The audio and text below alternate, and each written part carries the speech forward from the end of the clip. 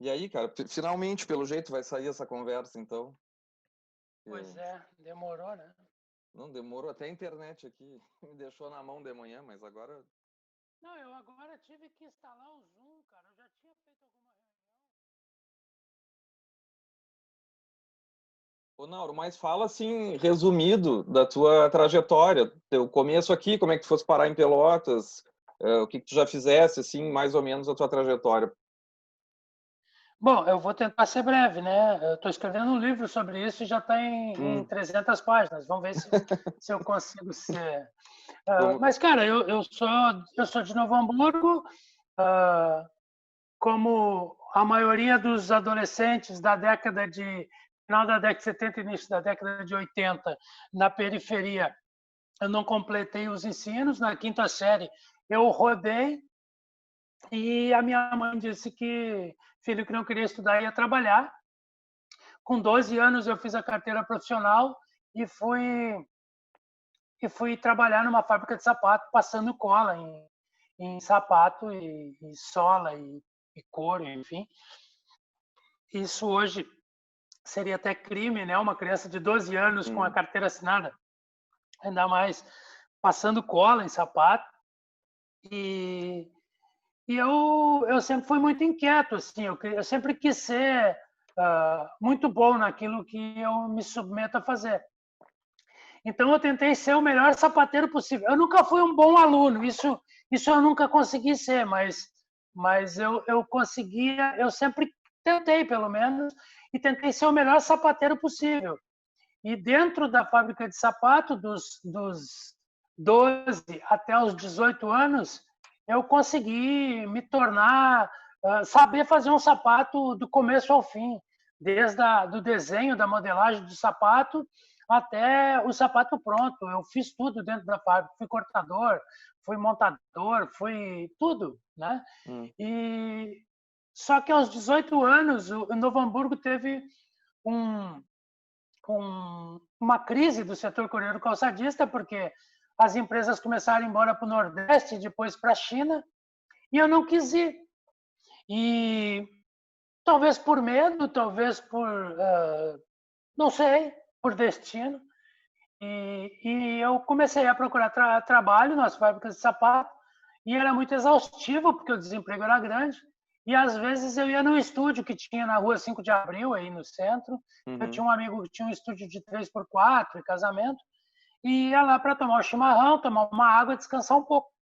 E um dia eram 3 ou 4 fotógrafos no estúdio, um saiu para fazer alguma coisa, o outro para outra, e ficou eu e o fotógrafo, que se chamava Chiru. Ele era cunhado, ele faleceu já, ele era cunhado do Lelo, do Aurélio Decker. Uhum. E, e ele disse para mim, se chegar alguém para fazer uma 3x4, tu fotografa para mim. E eu disse, cara, eu não sei fotografar. Eu tinha medo da fotografia, porque na minha família, o meu irmão mais velho, que era o fotógrafo da família, assim, Hum. comprava máquina, que fotografava os aniversários, e eles não deixavam fotografar, porque eu cortava a cabeça das pessoas, eu era péssimo em enquadramento. E daí o Chiru me explica mais ou menos como é que faz, e sai para resolver uns problemas, e chega uma menina, e, e pede que quer fazer uma 3x4 para identidade. E a história é um pouco longa, assim, a primeira foto da minha vida Mas foi sem tá, filme. tá Mas não boa a vou contar história. essa história toda. Tá bom. E ela chega, as pessoas na época iam no estúdio fazer uma 3x4 para identidade, elas se arrumavam o cabelo, né? E ela estava bonita, assim, tinha se arrumado, uma menina loira, jovem. E eu fiz pose de fotógrafo, né? Disse Uhum. para ela, a senhorita pode se olhar no espelho aqui, arrumar o cabelo. Sentei ela no lugar que tinha me indicado e tinha uma máquina que fazia com filme colorido, a outra preto e branco, conforme o cliente pedisse. E ela pediu a colorida e eu fiquei um pouco confuso na hora qual era a máquina colorida, preto e branco. Fiz a foto e ela pagou a metade, eu anotei no caderninho. Ela foi embora e quando o Chiru chegou, eu disse, fiz uma foto 3x4. E ele disse, então vamos cortar o filme para mandar no Tomazoni para revelar. O Tomazoni era na Pedro Adams, embaixo do edifício do Novo Seguro ali. E daí, quando a gente abriu a máquina para cortar o filme no escuro do laboratório, não tinha filme na máquina. A primeira foto da minha vida eu fiz sem filme. E daí eu fiquei nervoso, porque eu tinha feito uma cagada muito grande. E ele disse, não, o fotógrafo não erra, não te preocupa, quem erra é o laboratorista. Aí no outro dia eu aprendi essa primeira lição, assim, né? Essa prepotência do fotógrafo. Não, houve um problema, o laboratorista queimou seu filme, mas nós vamos repetir a foto agora e em 1 hora vai ficar pronto. A moça ficou meio brava, porque no outro dia ela não veio preparada para fazer a foto, não estava maquiada. E eu repeti a foto e em 1 hora a gente correu, cruzou a Praça do Imigrante, ali, da 5 de abril até o Tomazoni, revelamos a foto, fomos de volta, ela passou lá, pagou a outra metade. E a 3x4 naquela época era muito caro, né? Porque só os estúdios que faziam.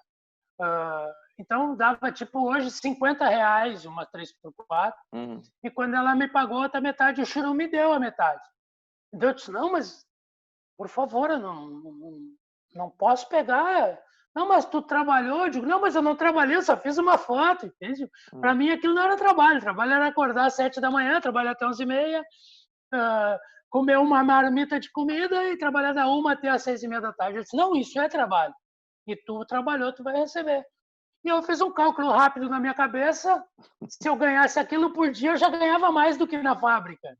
Sim. E no outro dia eu já não fui mais procurar emprego, fui para lá e comecei a ganhar uma ajuda por dia para atender, aprendi a trabalhar no laboratório e comecei a sair final de semana com a máquina para fotografar festas, ia nos CTGs fotografar as prendas, ia nas vilas onde tinha concurso de moda de viola e cobrava metade, depois saía de bicicleta para entregar e comecei a ver que dava para ser feliz fazendo uma coisa que se gostava e ainda ganhar dinheiro. Que era uma coisa... Eu que vinha de uma família católica, todos os operários, aquilo era quase que uma heresia, entendeu? Tu trabalhar numa coisa que te dava prazer, te trazia felicidade e ganhar dinheiro por isso. Sim. Né? E quando eu descubro isso, né, eu descubro o primeiro grande amor da minha vida, a primeira coisa que eu queria passar o resto da vida fazendo, que era a fotografia, e decidi que nunca mais ia ser sapateiro e que nunca mais trabalhei na minha vida, né? Como diz eu acho que é o Barão de Tararé, né? Quando eu descobri que eu sabia fazer aquilo que me dava prazer, eu nunca mais trabalhei. E depois como eu te disse, no sapato, eu sempre quis ser bom naquilo que eu fazia. E meu pai assinava o NH e eu folhava o NH e via que tinha vários fotógrafos com sobrenome Machado. Era Inésio Machado, Joselito Machado, Juarez Machado, tinha o Ricardo Machado. E eu disse, pô, eu sou Nauro Machado, eu quero fazer parte dessa família. E eu fui pedir um emprego no jornal, depois que eu já tinha tido meu estúdio, isso eu já estava fotografando há mais de 1 ano. Fui pedir um emprego para Isabel Hermes, que era gerente do Recursos Humanos, e ela perguntou assim, tá, mas tu tem registro profissional? Eu digo, não, o que é isso, né? Ah, tu tem faculdade de jornalismo? Eu digo, não, eu não tenho nem o 2º grau completo ainda. Aí ela disse, mas então não pode ser fotógrafo, tem que ter registro, tem que, no mínimo, ficar publicando em jornais durante 2 anos, para depois receber teu registro, enfim. E eu vou fazer uma faculdade. E daí eu disse, tá, mas não tem uma vaga para fazer nada aí no Grupo Sinos? Ela disse, nós estamos com uma vaga na fotocomposição. Eu disse, foto? Eu tinha a foto, eu queria. Mal eu sabia que fotocomposição era um sistema de diagramação de anúncio que tinha naquela época, nos computadores antigos, que tu botava uma série de códigos e daí fazia uma linha e ia criando os anúncios do jornal. E a minha função era botar aqueles papéis numa reveladora, que era uma máquina, tirar do outro lado e picar de tesoura os anúncios do tamanho e mandar para diagramação lá para os caras que diagramavam o jornal. Então, dizia foto, composição, mas eu só picava papel e botava químico numas máquinas. Só que o meu horário era das 4 da tarde até a meia-noite. Aí depois eu passei para o industrial, que daí eu ia botar tinta nas rotativas, e daí meu horário ficou melhor, porque eu pegava 7 da noite e ia até 4 da manhã. Aí eu tinha o dia inteiro para trabalhar de fotógrafo e ainda podia voltar a estudar. Daí fui fazer supletivo para terminar o 2º grau e fiz vestibular para fazer faculdade de educação artística na Fevale. Aí eu já consegui ir para o laboratório do INH, trabalhar no laboratório, e do laboratório eu comecei a fazer foto na salinha lá de algum entrevistado, até que o Inésio me convida. Por isso que eu te digo que eu nunca trabalhei no INH, porque eu já estava fotografando e o Inésio me convida para ir fotografar no CPF, que era a Central de Produções Fotográficas do grupo. A gente fazia jornal exclusivo, revista Lançamentos Máquinas, revista Lançamentos Moda, toda a parte de anúncio de toda a empresa, nós fotografava lá e ainda fazia editorial de moda para o NH. E nos finais de semana eu fotografava social e plantão do NH. Enfim, aí teve uma época que a gente estava todo mundo muito louco lá no Grupo Sinos, uma época André Feltz, Miro de Souza, Juarez, todo mundo, e eles precisavam separar um pouco a galera, porque a gente meio que morava numa república lá perto do Liberato, assim, todo mundo vivia junto, todo mundo era cúmplice, então eles abriram o Diário de Canoas e me convidaram para ser o fotógrafo do Diário de Canoas, e eu fui embora. Daí foi eu, o Dejair, daí veio o Lourenço Flor, veio uma galera, a gente fundou o Diário de Canoas, onde eu trabalhei por quase 3 anos, ou 4 no Diário de Canoas. Foi uma experiência incrível, assim, porque nós chegamos numa cidade que era um dormitório de Porto Alegre, que não tinha identidade, porque, na realidade, nos jornais que chegavam lá, era o jornal Zero Hora e o Correio do Povo, e eles só iam lá quando dava uma tragédia, eles não iam lá mostrar a cara das pessoas, e a gente constrói um jornal com a identidade da cidade. E a cidade começa a sentir orgulho de se ver nas páginas dos jornais. A gente fazia muito isso, a gente fazia cultura com os poetas de Canoas, a gente fazia coluna social com as peruas de Canoas, a gente fazia buraco de rua, coisas que não existiam. E a gente criou um jornal que criou uma identidade da cidade. E só que eu fiquei muito perto de Porto Alegre, comecei a conhecer o Cadão e comecei a conhecer as pessoas da Zero Hora. Em 94, o jornal fez aquele passaralho, demitiu uma galera no Diário de Canoas. E eu sempre digo que esse passaralho é um passaralho para botar no currículo, né? Porque eles demitiram os caras e todos viraram grandes jornalistas. Tipo, demitiram o Lourenço, que ganhou 2, 3 PMS pela Veja, o Alexandre, que foi para a Folha, o Luiz Costas, que foi um dos maiores. E eu fui demitido desse rolo e acabei indo para a Zero Hora, primeiro como freelancer, e depois fui contratado para a Zero Hora em Porto Alegre. E trabalhava muito pouco tempo lá. Eu fui contratado em fevereiro. E em junho eu fui convidado para vir para Pelotas para ficar. Tinha sido demitido um fotógrafo da Zero Hora aqui, me convidaram para ficar 6 meses aqui enquanto eles encontravam alguém. Como Augusto Nunes estava demitindo muita gente naquela época da Zero Hora, eu resolvi vir para cá e ficar quietinho um tempo, depois voltar para Porto Alegre.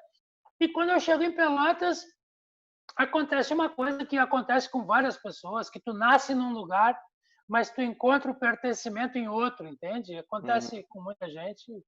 E quando eu cheguei em Pelotas, no primeiro momento eu cheguei aqui sozinho, solteiro, fui morar no Hotel Rex primeiro, depois fui morar num apartamentinho na frente da Porta da Católica, e eu descobri que o mundo podia ser muito legal, fazendo festa as noites todas e trabalhando os dias todos. E aos 26 anos eu encontrei uma liberdade que eu nunca tinha tido, né? Com salário razoável, num mundo onde absolutamente ninguém me conhecia. Então eu estava construindo uma história que era única e exclusivamente minha, né? Com todos os problemas, mas eu construindo a minha própria história sem nenhuma carga atrás de mim, e acabo me apaixonando pela cidade, nunca mais quis ir embora, e agora fazem 25 anos que estou em Pelotas, acho que é 25, 24 anos, faço 25 em junho de 2021 agora, dia 28 de junho, faz 25 anos que eu estou em Pelotas. Aliás, eu acho que dá para fazer uma exposição desses 25 anos. Acho que merece. Mas eu penso a minha vida como um fotojornalista, sabe? Eu penso o meu cotidiano como fotojornalista. Eu nunca estou olhando para algo como uma simples imagem. Eu estou olhando para algo como uma análise do discurso daquilo que eu estou vendo, entende? Então, aí, para mim, que está a grande capacidade do fotojornalista e me encanta.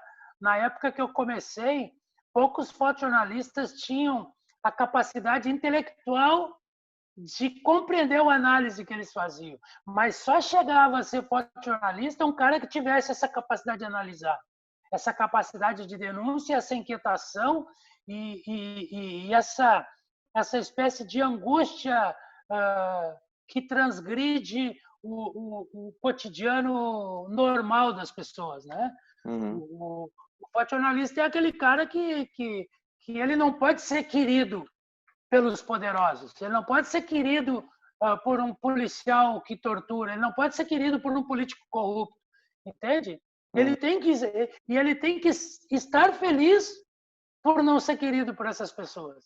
Então, quando tu vê um fotógrafo um fotojornalista que tenta ser político, ser amigo dos políticos, cara, ele pode ser um bom fotógrafo, mas ele não é um bom fotojornalista, entende?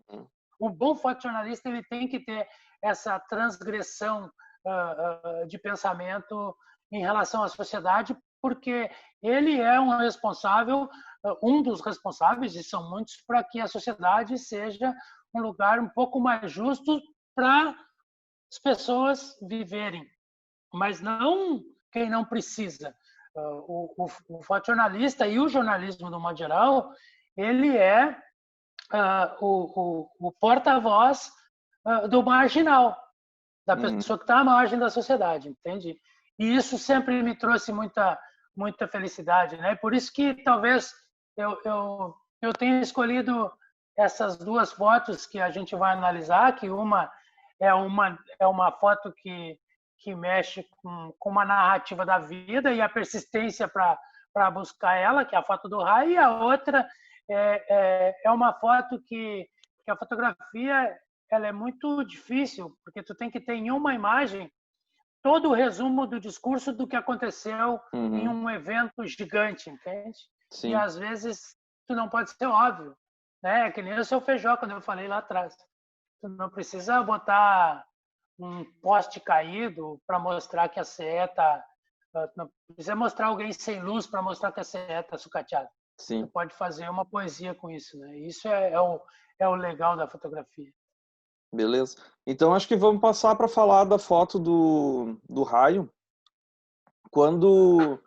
Depois, quando eu for editar o vídeo, eu vou colocar essa foto. Então, o pessoal vai ver o que a gente está falando, né?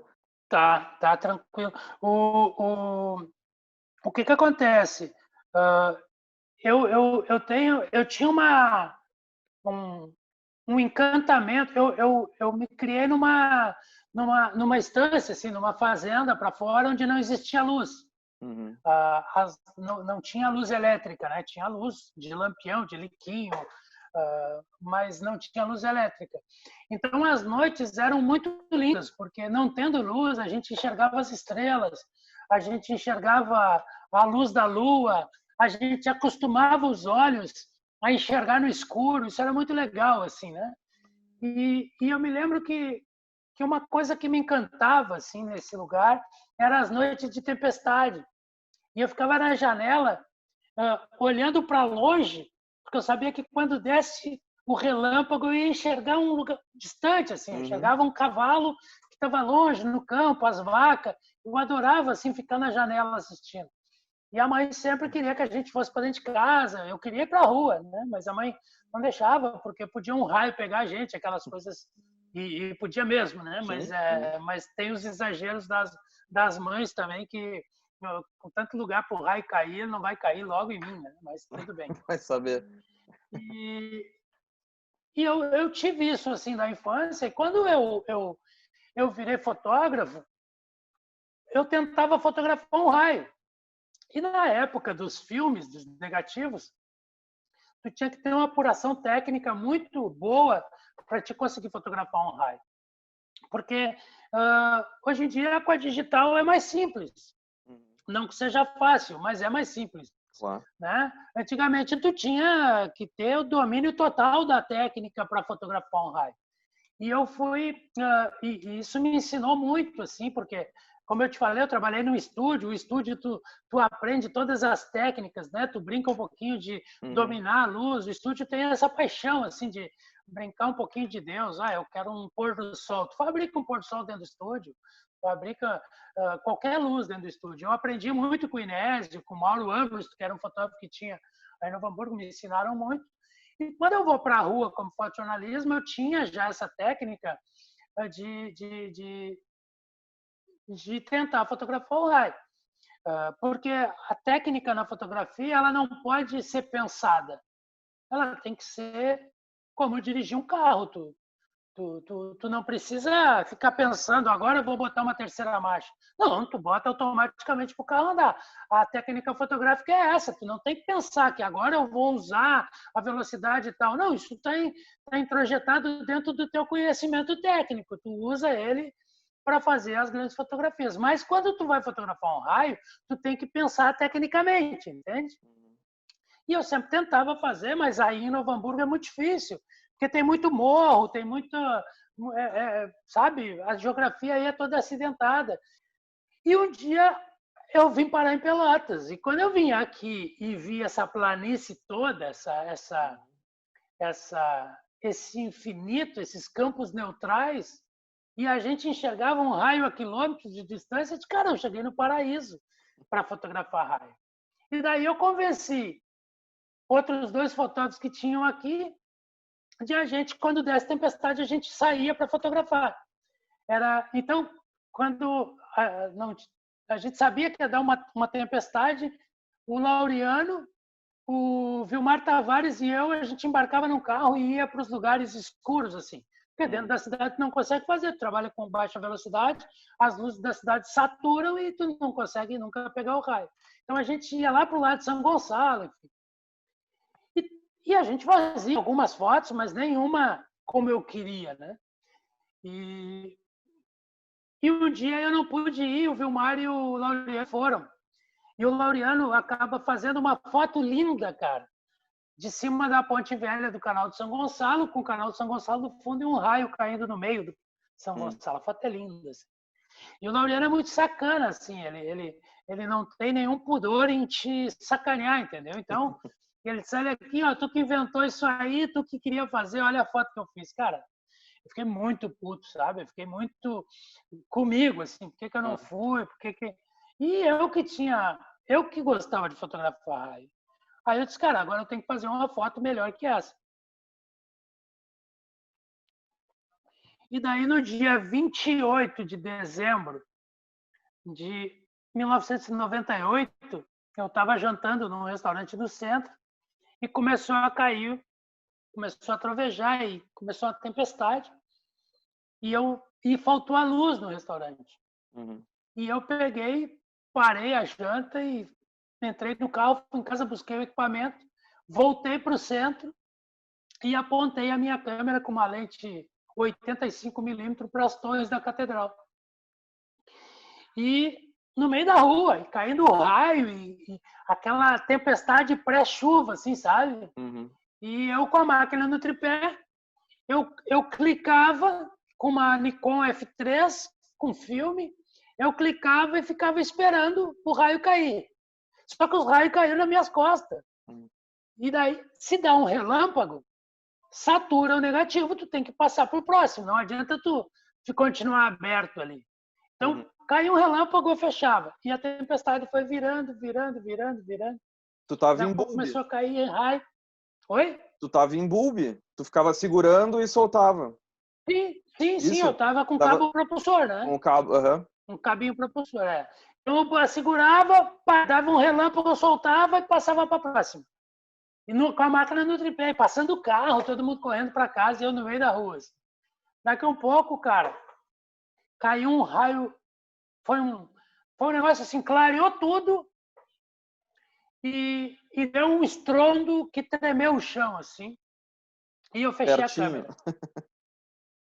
Eu não vi onde foi, eu não tinha certeza se eu tinha feito.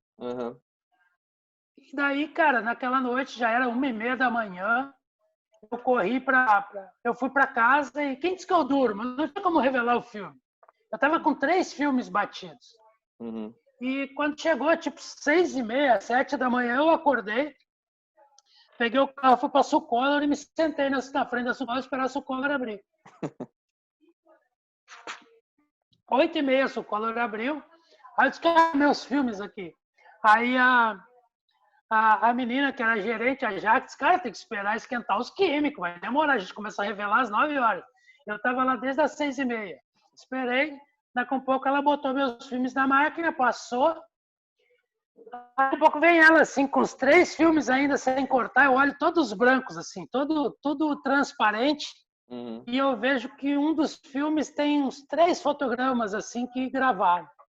Cara, eu pego na mesa de luz, olho assim, daqui a pouco eu olho com a lupa, eu não acredito no que eu estou vendo, assim, porque tava ali as 3 torres da catedral, eu tinha ficado num ângulo em que eliminou um prédio que estava no fundo, porque se eu tivesse caminhado 5 passos para trás, o raio mostrava o para-raio que tinha caído, que era em cima de um prédio atrás da igreja.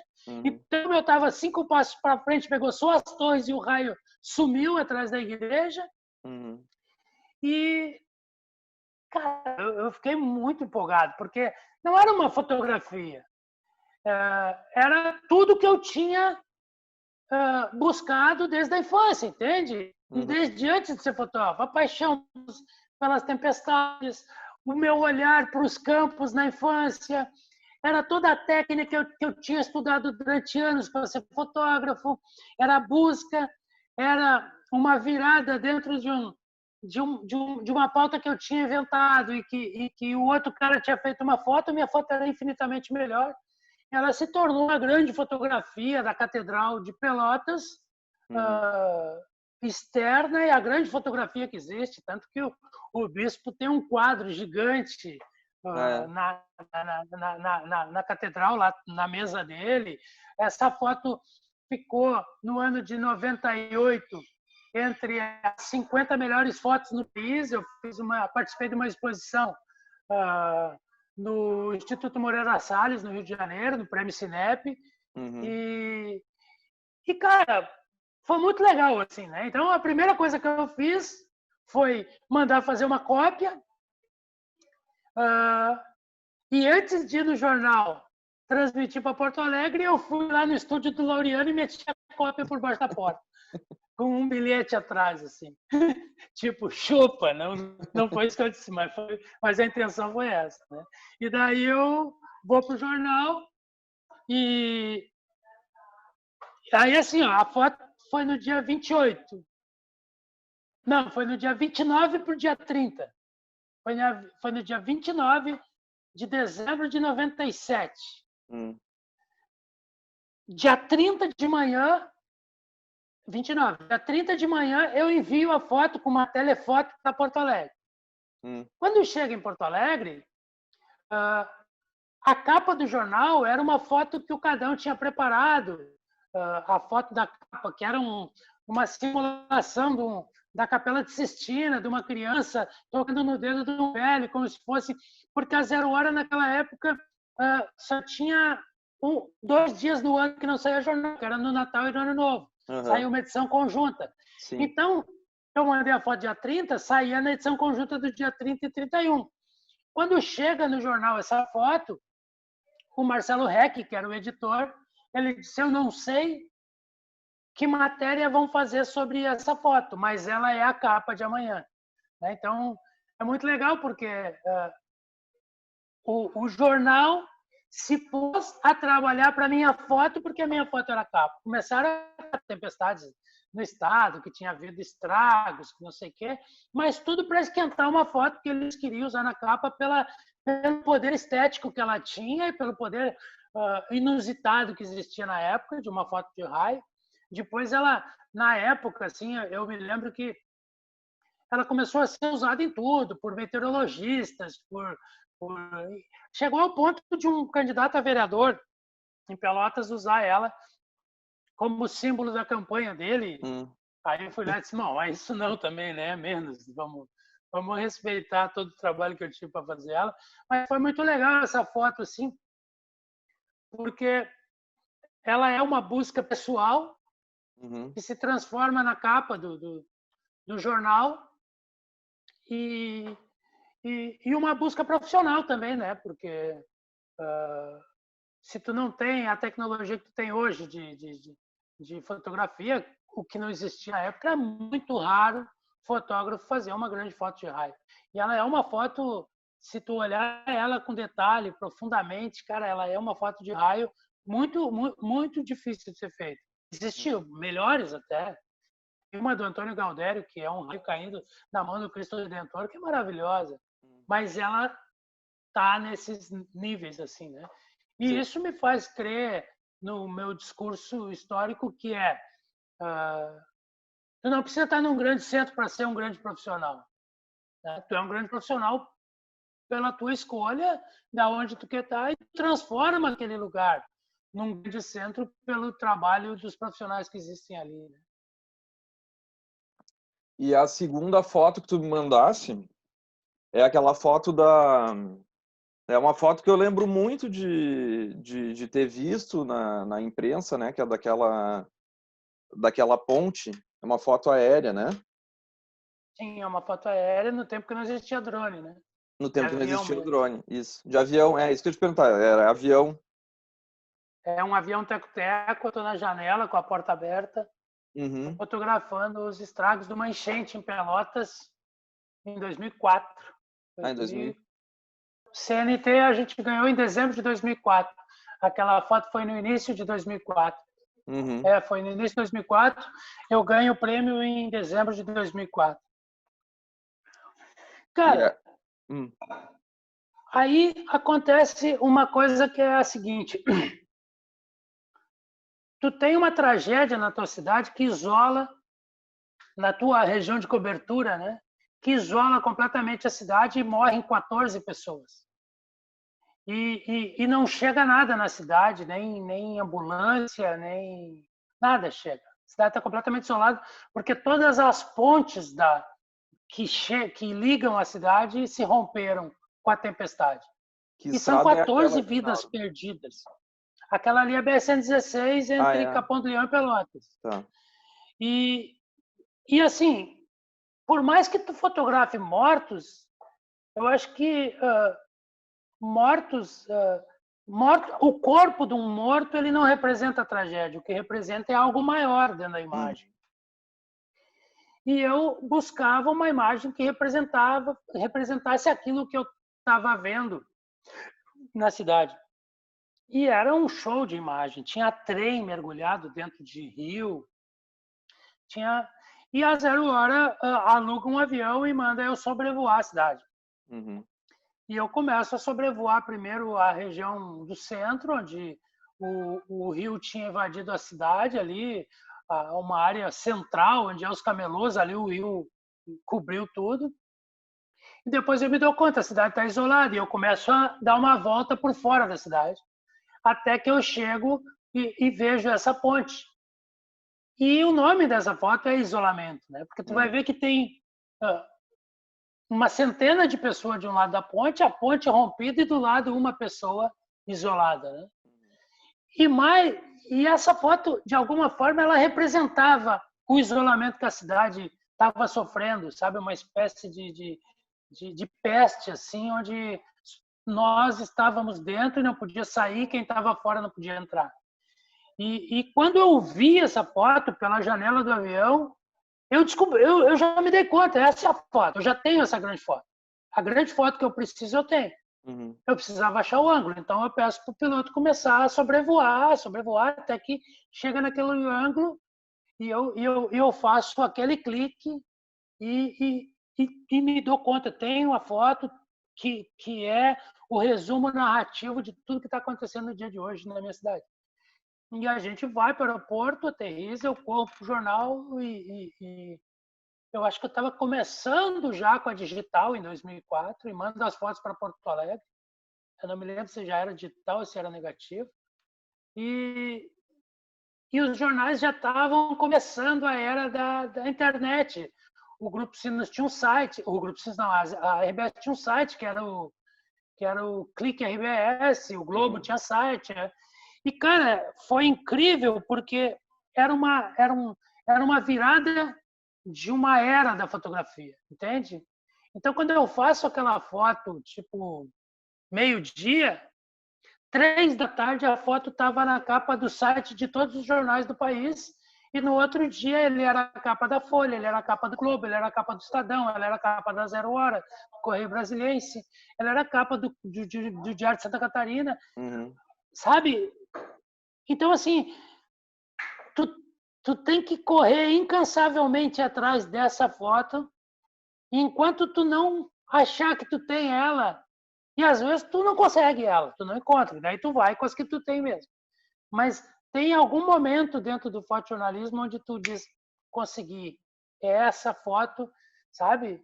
E algumas vezes na vida eu consegui isso. Eu tinha certeza de que a minha foto seria, às vezes por competência, por esforço, né? Eu sempre fui eu sempre digo, eu sempre fui um operário da fotografia, eu nunca fui um artista. Eu sempre fui obstinado, trabalhava incansavelmente atrás da fotografia, não media limite de me arrastar no lodo, de sobrevoar num teco-teco de porta aberta, mas eu sempre queria a grande fotografia por esforço e por estudar e conhecimento, enfim. E algumas vezes eu acertei. Essa foi uma vez que eu acertei por persistência. Tem algumas que eu acertei por sorte. Assim, eu acho que a gente já está indo meio para finalmente, mas eu queria falar mais um pouquinho sobre a relação da fotografia. Assim, a fotografia como uma... Para mim, a fotografia, com o tempo, ela adquiriu um peso muito maior do que a construção de imagem, né? Ela é uma linguagem muito poderosa, assim. Na verdade, ela é uma ferramenta de uma linguagem, né? Que é uma linguagem, a linguagem visual, talvez seja a linguagem, a fotografia é uma ferramenta de linguagem, como a linguagem escrita, né? Tu tem várias formas de escrever através de símbolos, como letras, como poesia, como desenho, enfim. Mas para mim tudo são imagens. Tanto que eu dei um curso de fotografia para pessoas cegas, porque eu acho que a imagem ela extrapola o olhar, ela vai muito além, ela é uma percepção sensitiva do nosso cérebro e do nosso sentimento. Ela é subjetiva e racional, sensorial. E eu sempre digo que se a imagem fosse construída pelos olhos, de manhã tu não sentaria para contar para alguém um sonho que tu teve durante a noite, com detalhes de imagens que tu sonhou quando tu estava com os olhos fechados, né? A imagem é uma construção interna, é uma construção do intelecto, do sentimento, das vivências. E eu tenho visto que hoje em dia todo mundo está fotografando sem se dar conta de que desde a primeira imagem, lá nas pinturas rupestres, dentro das cavernas, da caverna do Platão, quando ele via imagens refletidas dentro da caverna, e precisou sair da caverna para mostrar para os outros que o mundo tinha muito mais imagem do que as próprias sombras.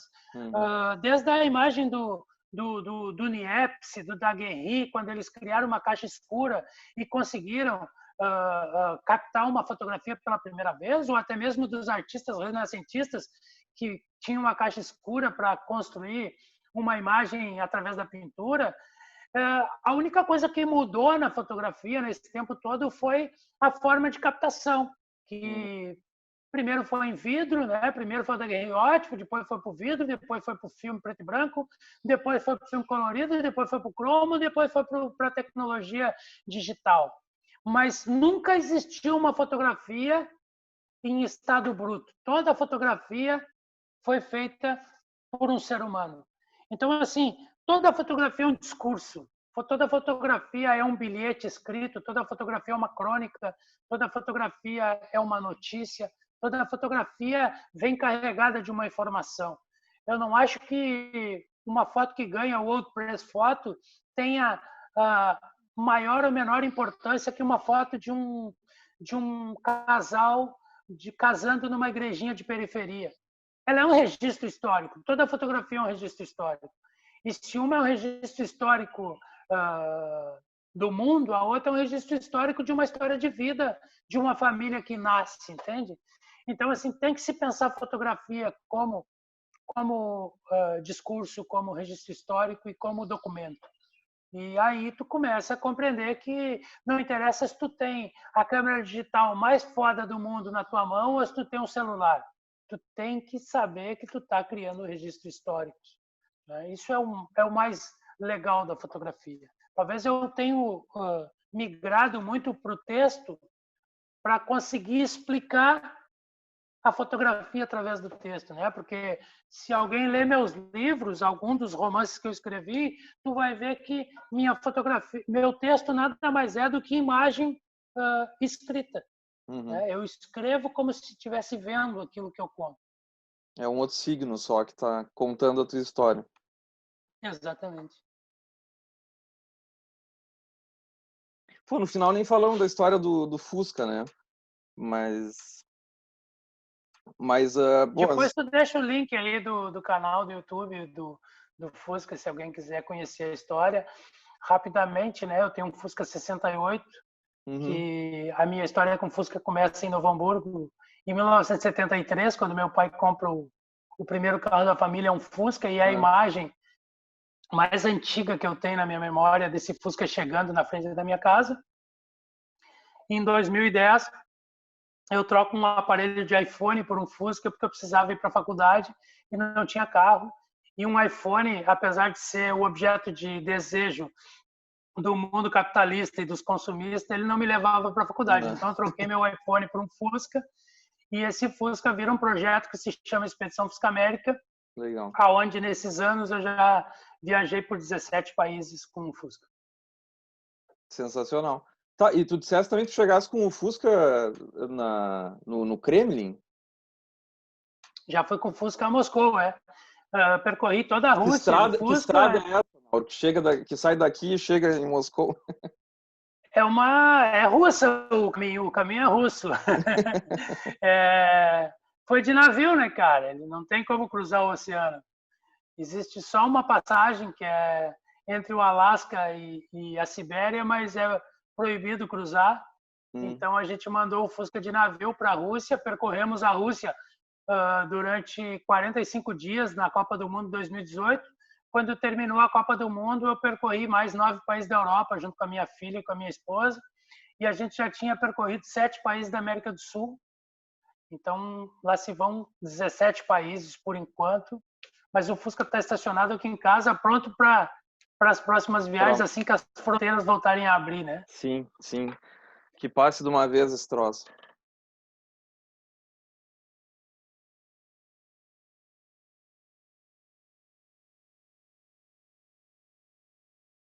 Para finalizar, eu tenho essa intenção aí da gente dar, né, umas dicas de alguma coisa sobre fotografia e alguma dica de entretenimento.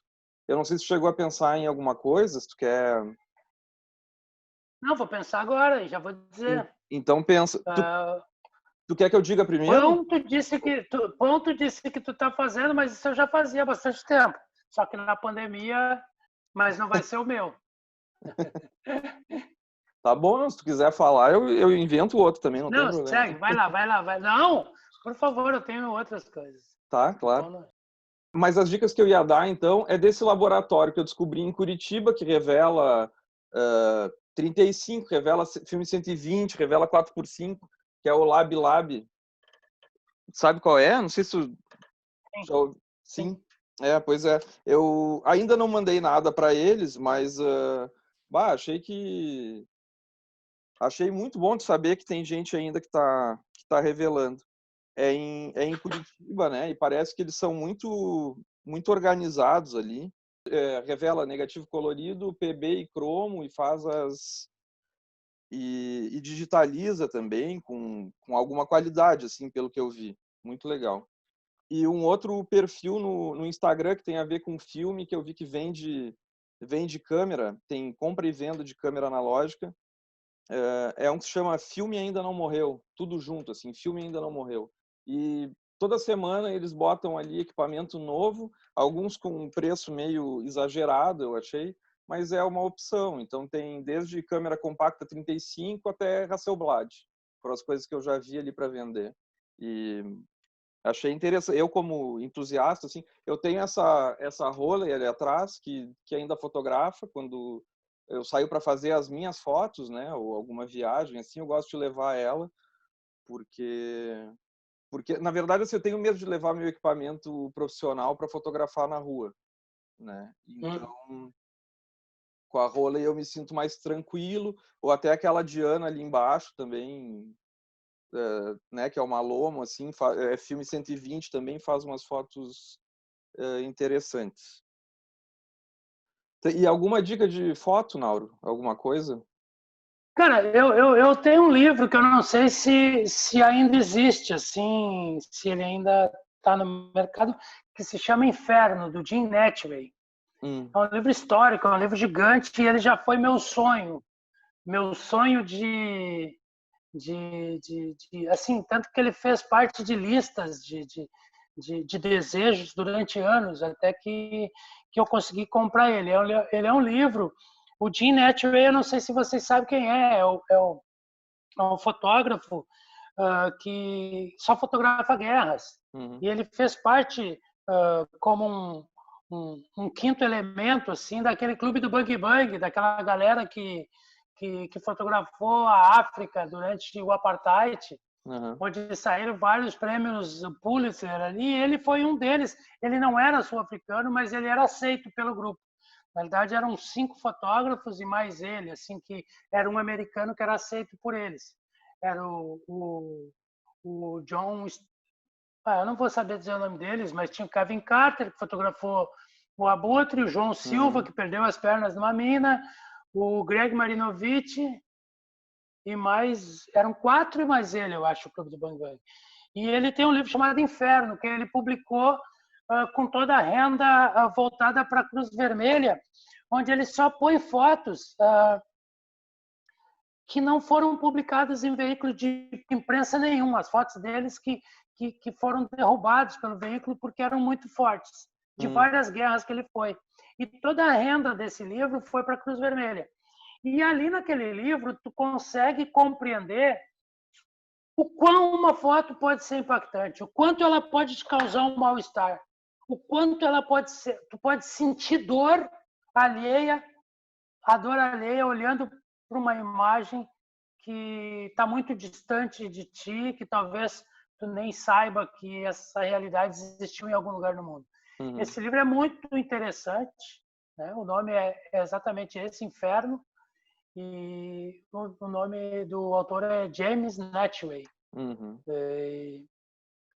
Enfim, eu acho que todo fotógrafo tinha que ler livros de grandes fotógrafos, né? E 2 dicas que eu tenho é o Clube do Bang Bang, que é um livro maravilhoso feito sobre esse grupo sul-africano que conta a história deles, como eles fotografaram e como daquele grupo saiu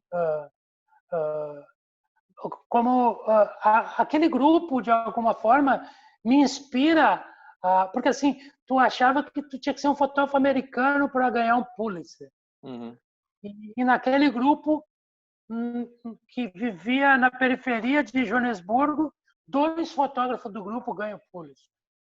E que preço tem isso para um fotógrafo? Às vezes a própria vida dele, como é o caso do Kevin, que acaba tirando a própria vida porque ele não conseguiu explicar a própria foto, né? Então, assim, e tem Ligeiramente Fora de Foco, do Roberto Capa, que é um livro maravilhoso, e tem vários outros, mas eu acho que esses 3 aí são dicas importantes para quem não quer ficar na superficialidade que existe na fotografia atual, que é essa coisa pueril, né? Que é a fotografia digital.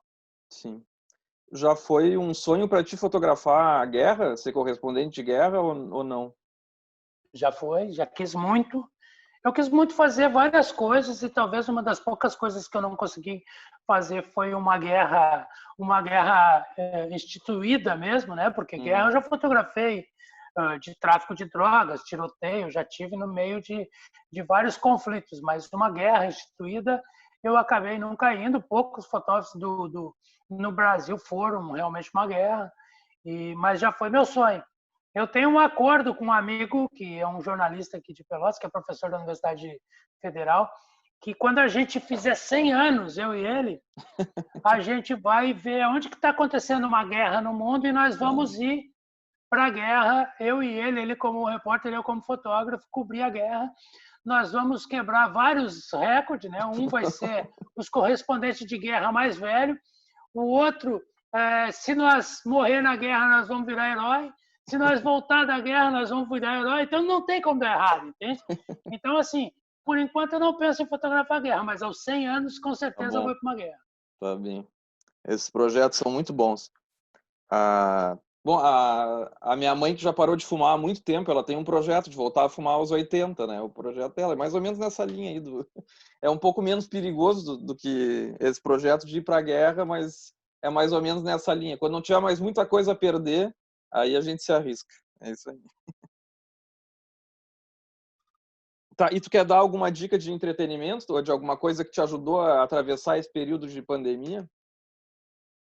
Cara, eu sou fissurado em documentário ou filmes baseados em fatos reais, né? Eu gosto muito, assim, de filme de roteiro adaptado, assim.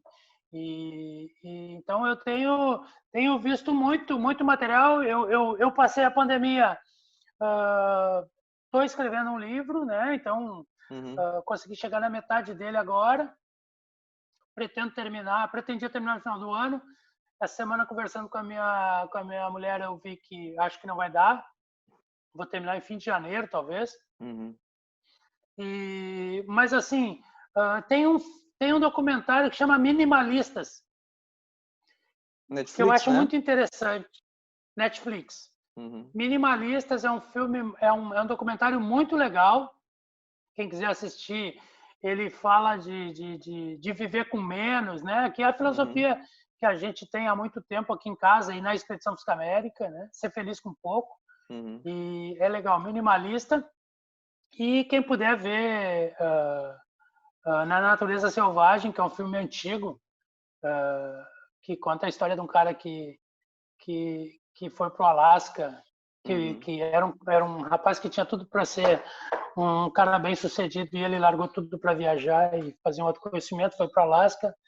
E é um filme muito interessante, com uma trilha sonora do Ed Vedder e a direção é do... como é que é o nome dele? Que fez Sobre Meninos e Lobos, foi casado com a Madonna. Champagne. Champagne.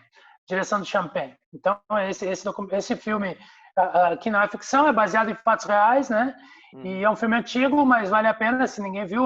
Tem uma trilha sonora genial, uma fotografia linda e o documentário minimalista. Então, acho que é aí, tu chegando aí, tu já acha uma linha dentro do que eu gosto e do que eu assisto, né? Beleza. Legal. Eu, como te falei antes, né, a coisa que eu mais fiz na pandemia, assim, eu acho que o que eu mais o que mais me ajudou a passar o tempo foi essa história de começar a fazer pão, assim, pão de fermentação natural. Então fiz o fermento, né? Aí O negócio é mais profundo. aí uns dias até, né, o fermento ficar bem vivo, bem ativo. Depois tu vai mantendo ele, né? Cada vez que tu faz pão, tu alimenta ele e tal, e usa para fazer o teu pão. E três, de novo, assim, hoje só vou dar perfis de Instagram, assim, que foram os que eu consultei muito e vi vários vídeos para aprender a fazer, tanto o fermento como depois os pães. Tem essa facilidade de ter tudo na internet, praticamente. Às vezes, em geral, é coisa demais, né? É muita informação, tu tem que conseguir filtrar essa informação, senão tu enlouquece com a quantidade de coisa que tem para ver. Mas assim, foram três perfis que me ajudaram bastante. Um deles é de uma fotógrafa que faz pão, que se chama Nani Rodrigues. Então, o Instagram dela, além de instrutivo para quem quer fazer pão, ainda é muito bonito. Tem um outro que chama Padoca Lab, e o terceiro é um que se chama Pão da Casa Vite, que é um cara que faz pão e oferece cursos, se tu quiser te aprofundar e tal, dá para contratar um curso com ele. Então esses três eu vi muitos vídeos deles e me acompanharam aí nessa jornada de fazer pão, que teve várias frustrações, mas também quando deu certo um pão, saiu um pão bonito e o que é principal, assim, né, gostoso, bom de comer, foi muito gratificante, assim, das pequenas alegrias desse período de quarentena aí que a gente está enfrentando. Então tá, chegamos ao Então é fim. isso. Um grande abraço, prazer falar contigo. Valeu, prazer te conhecer, falar contigo. Uma hora que eu for a Pelotas, a gente se... E que... Vamos tomar um café. Isso aí. Valeu, irmão. Um abraço. Obrigadão. Até mais.